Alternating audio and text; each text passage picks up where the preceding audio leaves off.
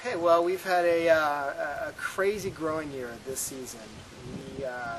It's been very unusual. We've had what I like to think of as the fire and ice growing season, or vice versa, ice and then fire. Things got off to a normal start in the wintertime as bud break occurred, late winter, early spring.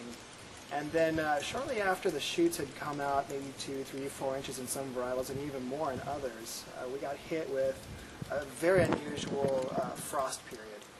Temperatures dipped below 20 degrees, and we sustained a little bit of frost damage in some varietals. Not all, but the Rhone varietals in particular sustained some frost damage, and unfortunately this resulted in a little bit of loss of crop. As if that wasn't unusual enough, about a month later we experienced unusually high temperatures with a springtime heat wave, which is very unusual. And this coincided with bloom time. And actually, I think it helped accelerate the bloom period somewhat prematurely than it would have been normally. This, coupled with high winds, about a week later during the bloom period takes a couple of weeks to really begin to set the fruit. High winds created erratic fruit set in other varietals. The Bordeaux varietals in particular were hit with very poor set, resulting in what's called shatter.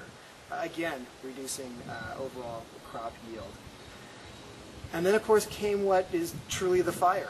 I think it was in June when the hot, dry conditions led to, well, actually it was a freak lightning storm that came along that ignited the dry grass alongside the winery and resulted in what was known as the hummingbird fire up to 2 weeks and burned about 800 acres adjacent to the winery.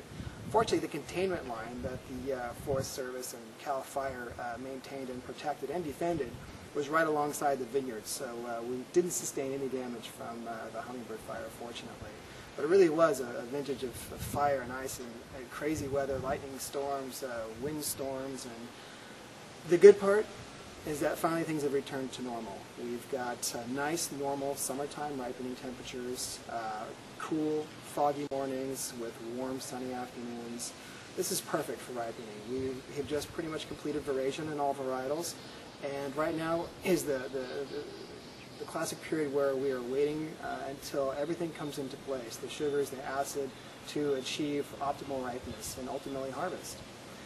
As a result, actually, in tasting the Sauvignon Blanc recently, it looks as though we might have a harvest date in the week of August 25th. So we're going to start cleaning these boxes here, getting ready and fired up for this year's vintage, and we're excited about what we're seeing, despite the fact, as I'd mentioned, with this very challenging growing season, that the overall crop load will be reduced. That's not necessarily a bad thing, because oftentimes a lower crop yield can lead to higher quality. For the Bordeaux varietals, we will have very concentrated structured wines as a result of the lower fruit, smaller berry size. And for the Rhone varietals, too, they are naturally imbalanced now as a result of the frost, as opposed to having to go in and thin it out and try and seek balance. They've achieved the balance naturally. So we like that. We're looking forward to this upcoming vintage, and we think it's going to be stellar.